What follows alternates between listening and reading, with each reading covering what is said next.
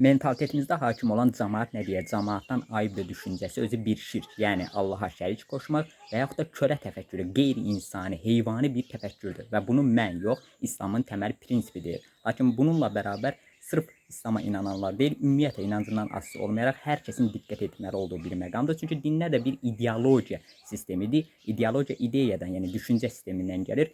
Fərqi yoxdur, inancından asılı olmayaraq hər kəs düşüncə sistemlərində olan müsbət və mənfi tərəfləri qiymətləndirməyə məcburdur. Çünki bu həyatımızın hər bir sahəsində rol oynayır. Burada əsas məqamlardan biri də nəyi Allahlaşdırırıq sualının verilməsidir. Çünki inancına asılı olmayaraq hər kəs nəyisə Allahlaşdırır. Burada Allahlaşdırma deyərkən bir ideya, duyğu, səni hərəkətə keçirəcək, sövq edəcək bir nəsnənin varlığından söhbət gedir. Bu məqamı anlamaq üçün ən yaxşı nümunə Nietzschenin özünü azadmı zənn edirsən, sənə hökm edən duyğunu bilmək istəyirəm statıdır. Yəni bizə konkret olaraq ruhumuza nə hökm edir? Şəxsən mənə hər gün hökm edən əsas ideyalardan biri azadlıqdır. Hər gün düşünürəm ki, necə özüm ola bilim, necə edim ki, öz potensialımı reallaşdıra bilim və başqalarının fikri ilə yox, öz istədiyim kimi davrana, düşünə bilim. Özünü hansı ruhda tərbiyə etməm? Bizdə belə bir anlayış da var ki, tərbiyə ancaq ailədən gəlir. Xeyr, sən hər gün özünü hansısa ruhda tərbiyə etməlisən. Yəni hansı psixologiyada tərbiyə etməlisən. Bu da mütaliə, dünyaya baxma və sair sayəsində mümkündür. Daha yaxşı anlamaq üçün buna filoloji örnəyi də vermək olar. Hər zaman qeyd etdiyim kimi dil hər şeydir. Dil olmasa heç nə olmaz. Çünki dil düşüncəni, düşüncə də davranışlarımızı tənzimləyən bir mexanizmdir.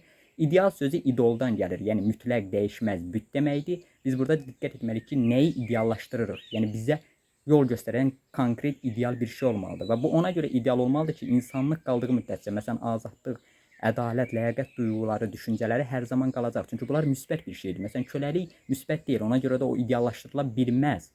Məhz bu baxımdan da Tanrı bu idealları simvolizə edən bir nəsnədir, bir ideyadır ilk növbədə. Yəni bunu konkret varlığı, yoxluğu bir başqa məsələdir. Bu ideya nəyin simvoludur? Yəni azadlığın simvolu olan, bizi inkişaf etdirəcəyi hər şeyin simvolu olan bir şey ibadətə və s. layiq ola bilər. Məsələn, tez-tez qarşılaşa bilərik, filan kəsin Allahı puldur. Çünki o ancaq pul düşünür. Onun hərəkət etdirici əsas qüvvəsi, stimulu puldur. Puldan başqa heç nə düşünmür. Deməli, bu pulu Allahlaşdırır.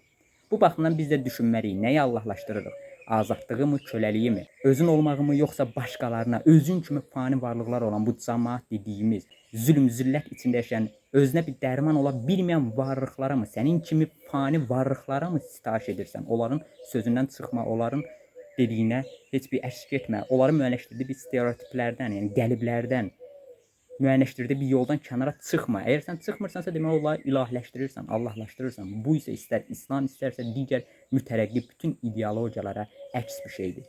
Özünü insan zənn edən kəs heç vaxt cəmaatın qoyduğu qayda-qanunla getməz. Sonra bir daha dəqiqləşdirək. Nəyi Allahlaşdırırıq? Yəni nəyə sitayiş edib, tabe olub öz ruhumuzu ona təslim edirik ki, bizi inkişaf etdirə bilsin? Azadlığa mı, yoxsa köləliyə mi?